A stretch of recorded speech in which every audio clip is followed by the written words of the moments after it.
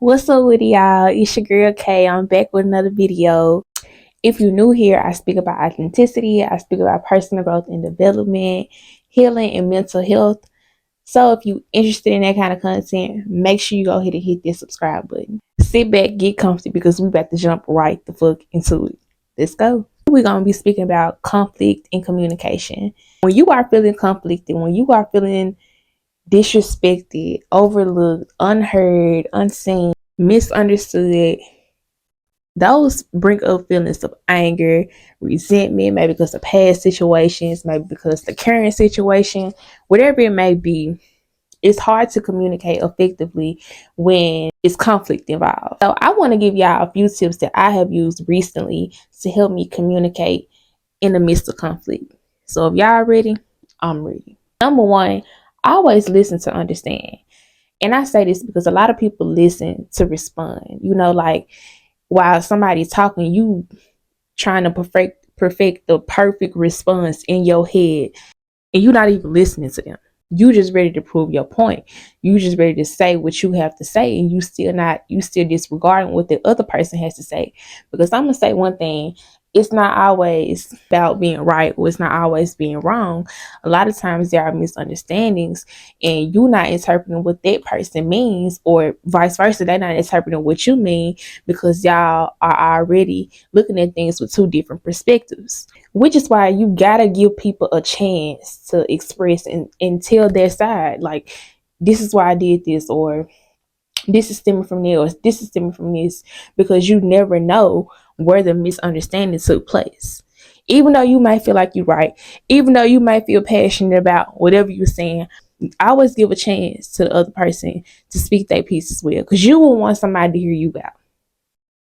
Number two, never accuse, just simply express how you feel. Because a lot of the times, I'm going to just say a lot of the times, because on my end of the spectrum, I have been right anytime I have, mentally accused somebody like, this bitch is trying to do this to me. But when you accuse somebody, they automatically get defensive. They always like, no, I'm not trying to do that to you, even if they are trying to do that to you, but they don't realize it and they're not aware of what it is that they're doing. Don't accuse nobody of doing anything. Just tell them how you feel.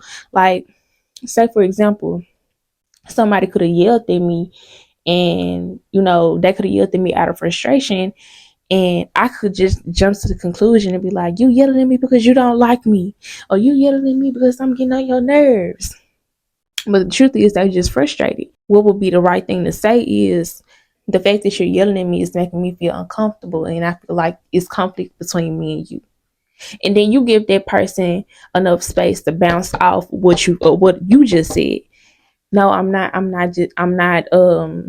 it's not towards you. I'm just having a bad day today. You know what I'm saying?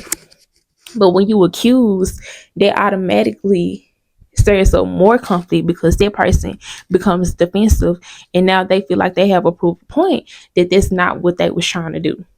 So I always just say how you feel and give that person enough room to bounce off what it is that they feel like is transpiring here, because again, it's always two different perspectives and you never know what's going through that person's mind. Number three, y'all, I always take people at face value. This has been so hard for me because it's I always feel when somebody is not being genuine toward me. If they apologize to me or whatever the case might be, and I can really read people by their body language, by the way that they say things, and I'm like, this they not being genuine. But the thing is, you can't say that that person is not being genuine, because your how you feel, your intuition, it has no proof. Especially when you in like professional settings, you can't just be like, well, I feel like that person is not being sincere. I feel like that person is not being genuine. You just have to take that person for what they're saying. If they say that they apologize for this, that, and the third, accept their apology and go on. If it happened again, then you address it. But only accusing them again of not being genuine or not this, that, and the third is causing up more conflict, and they just give that person more room to want to defend themselves. And then you're gonna defend why you feel like that. But then again, it's just gonna make you feel crazy, because your intuition has no proof. It's just what you feel. And nobody in this world go off of is just gonna go off of what you feel. They're gonna go off of what's being shown, what's right in front of you, in facts. I'm not saying that you have to deal with this person. You don't have to deal with them. You don't have to be all goofy, friendly, laughing, not all this shit. You don't have to do that. Just take them at face value for what they're saying and keep it cordial. Because at the end of the day, a lot of the times we get mad at people for not being genuine, not being straightforward, and that's just who they are as a person. A lot of people don't have integrity. A lot of people don't know how to be honest with themselves. So they cannot be honest with you if they can't be honest with themselves. So you got to take that as at face value and let it go, because the more that you cling on to that, oh, they're not being genuine, it's just making you mad. So I always think about that. Just take a deep breath, try to think about how can I carry out this conversation to be effective, and so we can get past this. You know, we wanna find solutions. We wanna get past things. We don't want to hold on to things and cause blockages within whatever it is, our emotions, our relationships, whether they be professional, whether it be personal. We just want to get through it, and we want to let it go because everybody want peace. I mean, I know I do. I hope that these tips was helpful. I hope that these tips was helpful for y'all. If they were, drop your favorite one in the comments. Let me know how it worked out for y'all.